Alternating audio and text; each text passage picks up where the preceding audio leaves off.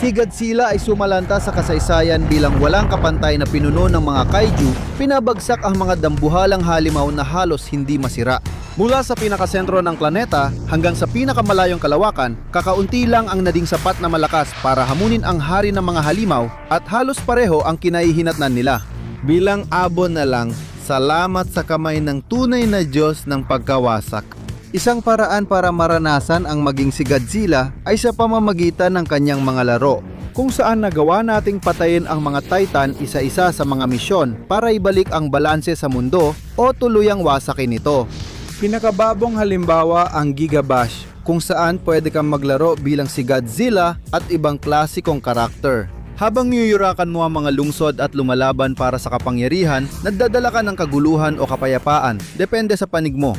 Sa ngayon, siya ang pinakamahusay na halimaw sa laro, pero may bagong halimaw na lumitaw para hamunin siya.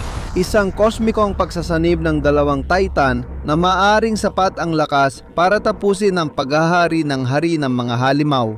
Isang halimaw na maaring katumbas ng Space Godzilla sa larong ito, isa sa ilang halimaw na naging karapat-dapat na kalaban ng Diyos ng pagwasak. Ito si Sargora, ang lumalamon ng mga bituin, isang dambuhalang halimaw na may makakapal na gintong balute na nag-evolve mula mismo sa enerhiya na lumilika ng mga Titan. May matutulis na kuko, malalakas na pangalmot at matatalim na balikat na parang sibat na kayang sumaksak at tumusok sa mga kalaban nang may nakamamatay na katumpakan. Ang kanyang buntot na balot sa baluti ay may kumikislap na kristal na dulo na kayang durugin o tusukin ang anumang madaanan. Sa ibabaw ay may matulis na sungay na kumikislap sa Giga Energy. Makikita sa bagong Final Ascension Expansion, ang Titan na ito ay isang nakakatakot na mutant na pinaghalong dalawang halimaw na ipapaliwanag namin habang mabilis naming tatalakayin ang kwento. Ngayon, isang paalala lang, magkakaroon ng mga spoiler.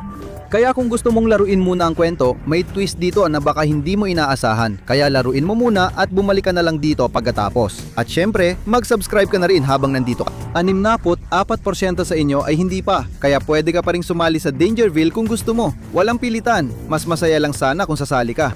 Nagsisimula ang kwento ng Final Ascension DLC sa isang mundo na ilang taon nang walang Gigaman. Sa pagkawala niya, nawala ng kontrol ang Giga Energy, nagpatuloy ang banggaan ng mga Titan at lumala pa ang sitwasyon. Nang sa wakas ay bumalik siya, lalo pang lumala ang mga pangyayari. Si Balzar, isang Titan na bumagsak sa mundo mula sa mga bituin, ay umatake sa mga imbakan ng Giga Crystal sa buong mundo, pinipigilan ang mga depensa dahil sa bilis at bangis nito. Samantala, ginising ng sigaw ni Reiwa ang mga Titan, kaya sila'y nagwala at umatake sa lahat ng madaanan. Ito ay kilala bilang Ascension.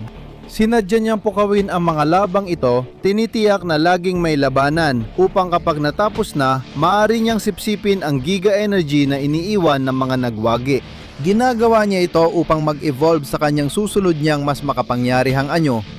Nagsimula na magbago si Reiwa, nag-evolve siya sa mas mapanganib na anyo at matapos makakuha ng sapat na enerhiya, nagsimula siyang magtungo papuntang Hollow Earth. Sa mga dahilan na hindi maintindihan ni Gigaman at ng kanyang mga kakampi na uwi ito sa Siberia kung saan si Gigaman, ang kanyang grupo at si Balzar ay naglaban sa isang matinding laban. Ngunit dumating si Reiwa at bago pa siya mapigilan, may nagsimulang mangyari. Binalingan ni Reiwa si Balzar hindi para talunin siya, kundi para simulan ang isang bagay na mas mapaminsala. Naging isang napakalaking bolang may hindi matatag na enerhiya sina Reiwa at Balzar bago muling mabuo bilang isang ganap na bagong Titan, si Sargora. Ang pagsasanib ay lumika ng isang nilalang na purong kaguluhang hindi mapigilan. Dahil sa pag-unggal ni Reiwa, naglaban ang mga Titan sa mundo at si Balzar ay sumusunod sa dinaanan nito, nagtitipon ng Giga Enerhiya mula sa mga pagod na nagwagi. Isang palatandaan na si Reiwa ay mas matalino at tuso kaysa sa dating pinaniniwalaan. May plano na ba talaga ang dalawang Titan mula simula o kumikilos lang ayon sa instinct na biyolohikal na nakaprogramang magsanib pagdating ng tamang panahon? Anuman ang paliwanag, ang kinalabasan ng kanilang pagsasanib ay tunay na nakakatakot. Baluti Bilis Pinsala. Kahit karaniwang sandata, walang bakas laban sa nakakatakot na bagong Titan na ito. Pinakamapangkanib sa kanya ang koneksyon niya sa Gigacore dahil dito ang nanggagaling ang radyaktibong enerhiya na nagpapalakas at lumilika ng mga Titan. Kung magawa niyang maabsorb ang core, yun na ang katapusan ng lahat ng bagay. Hindi lang ito ang anyong kaya niya, pero sa di malamang dahilan, lumalala pa ito. Habang sila'y naglalaban, itinapon si Zargora sa Hollow Earth at inabsorb niya ang mas malakas na Giga Energy. Nilamon siya ng kapangyarihan, naging dahilan ng nakakatakot na pagbabago.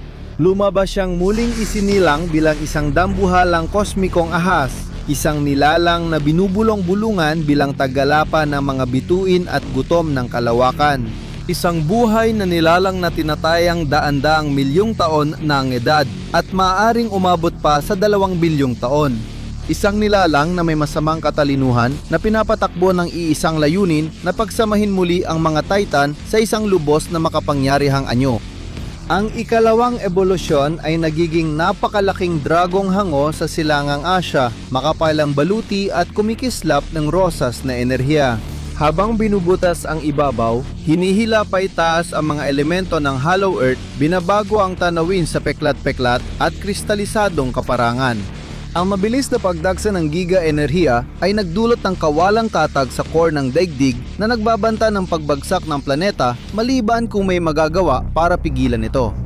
Mas makapangyarihan ito, kayang lumipad at maglabas ng malalakas na enerhiya, lipulin ang kahit anong halimaw, kaya madaling maintindihan ang itinawag dito. Ang tagalapa ng mga bituin, si Ascended Zargora ay natataglay ng kapangyarihang kayang lamunin ang mga solar system, sinisipsip ang mahalagang radyasyon mula sa mga bituin.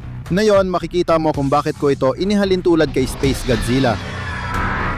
Gayunpaman, nang magsanib puwersa sina Thundertross, Rojap at Gaia Gigaman, isang mas makapangyarihang anyo ni Gigaman upang pabagsakin ito, siniguro ni Zargora na walang matitirang nakatayo.